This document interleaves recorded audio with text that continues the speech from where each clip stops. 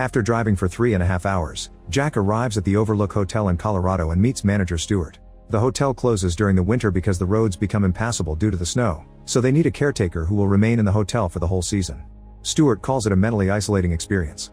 He's also obligated to reveal that in 1970, caretaker Grady suffered a mental breakdown and killed his family with an axe before self-deleting with his shotgun. The police blamed it on cabin fever. However, this doesn't bother Jack.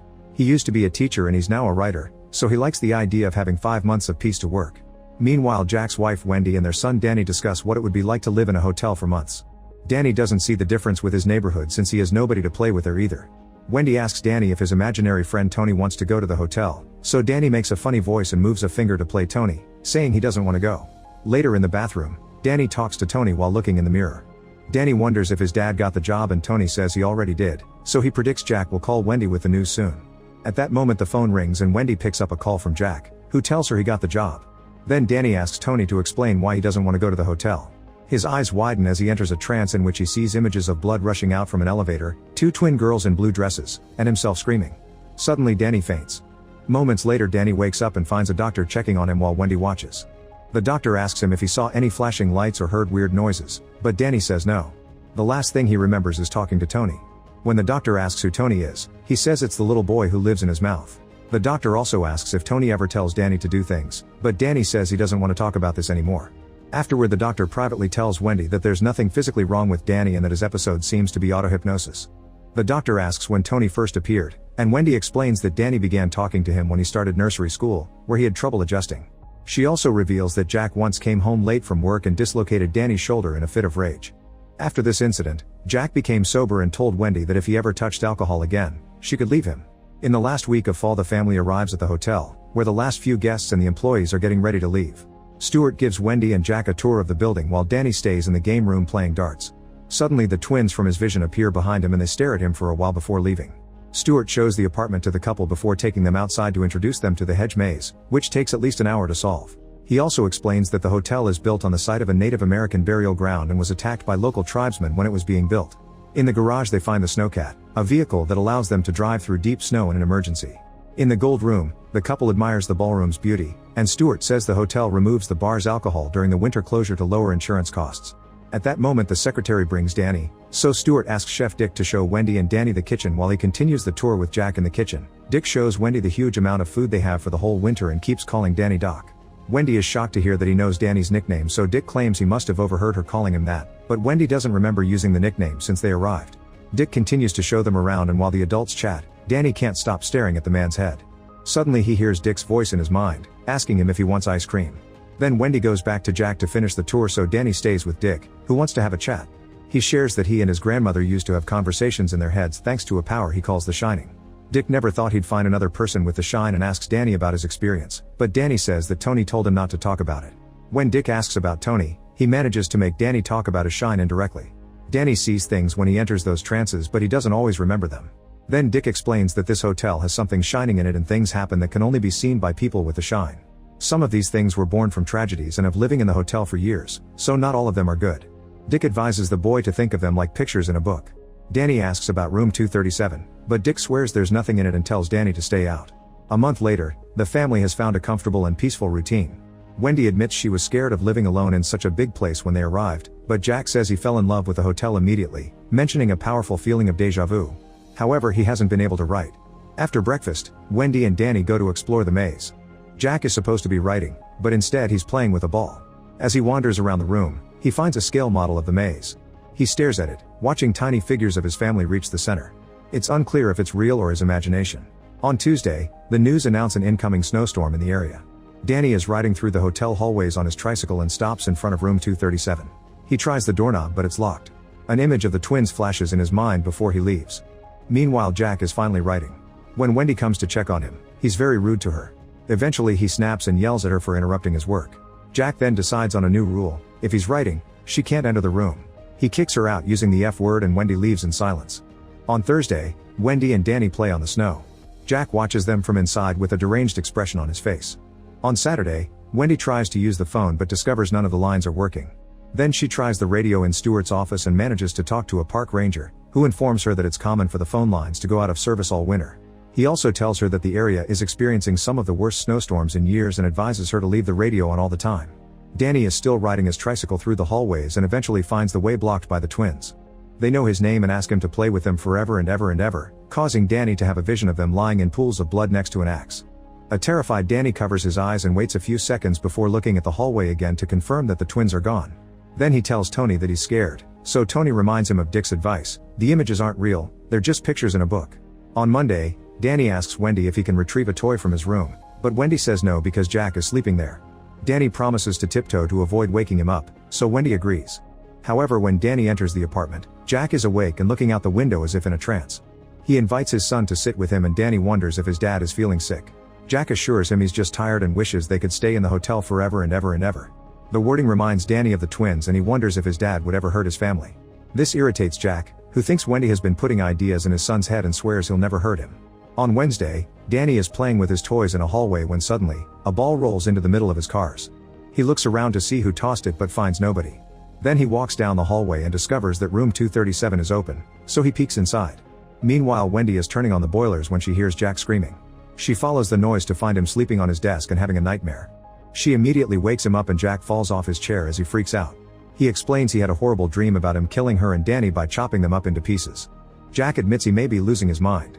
When Danny enters the room sucking his thumb, Wendy tells him to leave but he won't listen. She comes closer and notices that he's got awful bruises on his neck. Wendy assumes Jack did it, so she yells at him before taking the boy away. Jack stares at her in shock, which soon becomes anger. Afterward, Jack wanders through the hallways while muttering in frustration. When he enters the gold room, he turns on the lights and sits at the bar, saying he would give his soul for a drink. Suddenly, bartender Lloyd appears together with a variety of alcohol bottles. Jack knows his name and is happy to see him as if this was normal, so he asks for a glass of whiskey. He feels like a new man when he drinks and begins to complain about his family, insulting them both. As he freaks out, Jack admits he did hurt Danny 3 years ago, but it was an accident and they should be allowed to forget. At that moment, Wendy runs into the room, and Lloyd and the drinks disappear. She tells Jack that there's a crazy woman in a room who tried to strangle Danny in room 237. Meanwhile, Dick is watching TV at home when suddenly he starts having a vision. At the same time, Danny has the same vision in his room. Soon Jack enters room 237 and sees a beautiful naked woman in the bathtub. She steps out to welcome Jack with light touches, so he takes the chance to kiss her passionately. However, when he opens his eyes, he discovers he's been kissing an old woman whose body is rotting. The woman starts following him while laughing like a maniac, but Jack manages to step out of the room and lock it before running away. Danny has seen it all in his mind while drooling in his trance.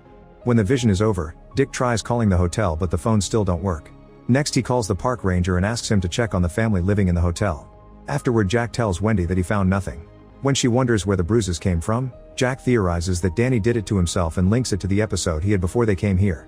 Wendy tells Jack that they should leave the hotel to find a doctor for their kid, causing him to snap. Jack wants to keep writing and accuses Wendy of wanting to ruin his life before leaving the room. At the same time, Danny is horrified to see the word "Red Room" appear on his bedroom door and has the same vision about the bloody elevator. In the kitchen, Jack throws things around in a tantrum. When he reaches the lobby, he's shocked to find balloons and streamers all over the floor. He also starts hearing music, which he follows to the gold room. There's a huge party going on with people wearing formal clothes from decades ago. Jack sits at the bar and asks for a drink, but Lloyd won't take his money, saying it's orders from the house. A confused Jack wants to know who is buying his drink, however Lloyd responds that it doesn't concern him for now. Then Jack leaves his seat and accidentally bumps into a waiter, who spills liquor on his jacket. The waiter takes Jack to the bathroom to help him clean up and introduces himself as Grady. Jack remembers Stuart's story about Grady killing his family, so he asks the waiter if he used to be the hotel caretaker. Grady says he wasn't and doesn't recognize the incident that Jack describes. He even claims that his wife and daughters are in the hotel. He also insists that Jack has always been the caretaker, which he knows because he's always been here. The men stare at each other before Grady tells Jack that Danny is trying to introduce an outside party to the situation, using the N-word to refer to Dick. Grady thinks that Danny has a great talent and that he'll use it against Jack, calling him a naughty boy. Jack blames Danny's attitude on Wendy, so Grady implies they should be punished. Grady explains that his daughters didn't like the hotel when they first moved there and that one of them even tried to burn it down, but he corrected them. When his wife tried to stop him, he corrected her too. Meanwhile, Wendy is having a nervous breakdown. She keeps smoking while wondering if she and Danny could use the snowcat to find the park rangers. Suddenly she hears Danny yelling, so she rushes to his room to find him repeating the word "Red Room." She tries to calm him down, but Danny uses Tony's voice to reply, "Danny's not here, Mrs. Torrance." Wendy thinks he's dreaming and asks him to wake up, but he says he can't and insists Danny is gone. A disturbed Wendy hugs him as she cries. Minutes later, Jack is wandering through the hallways and hears a voice on the radio. He enters Stuart's office and removes the radio's lid to pull out a bunch of parts to disable it. When Dick calls the park ranger again, he learns that nobody was able to contact the family. The next morning, Dick takes the first flight to Colorado. Soon he arrives at the Denver airport and calls a mechanic friend to borrow a snowcat. Then he rents a car, and on his way to his friend's shop, he sees several vehicles that crashed because of the weather. At the hotel, Wendy keeps trying to communicate with Danny, but he only responds in Tony's voice. With a baseball in hand, she goes looking for Jack but doesn't find him at his desk.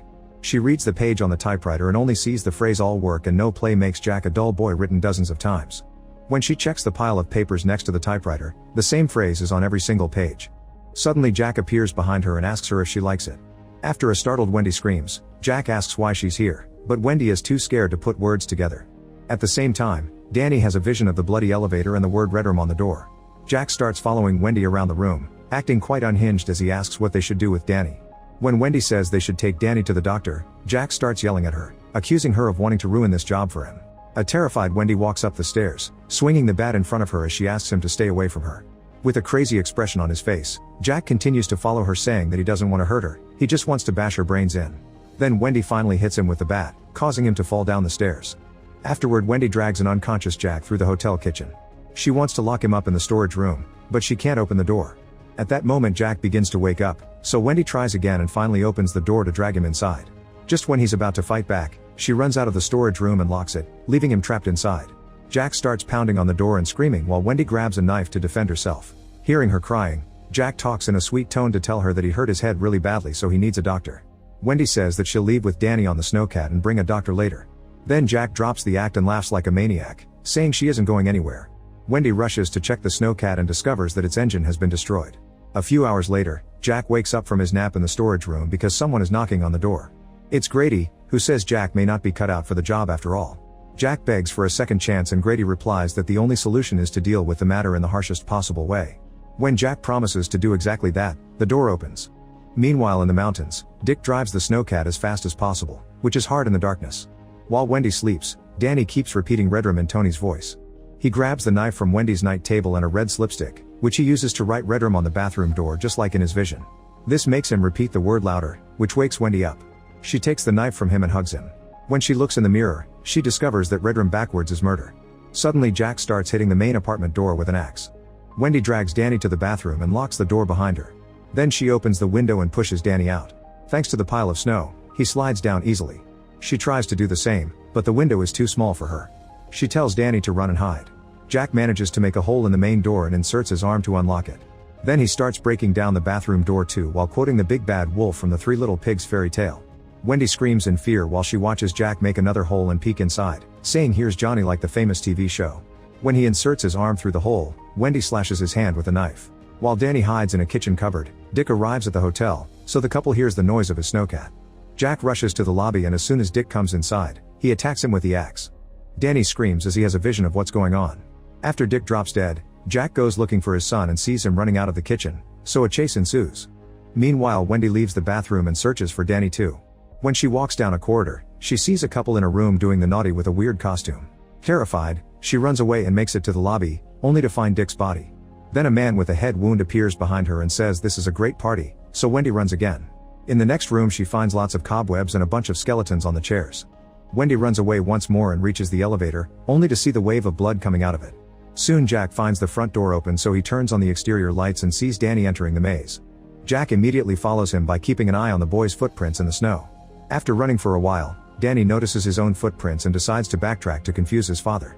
While the boy hides, Jack yells in fury when he discovers that the footprints suddenly stop. He keeps wandering around and soon gets lost, so Danny manages to leave the maze without being seen. Wendy rushes to reunite with Danny and together they get on Dick's snowcat to finally escape. In the maze, Jack reaches the center and collapses as he mutters incoherent noises. The next morning, a dead Jack is frozen solid.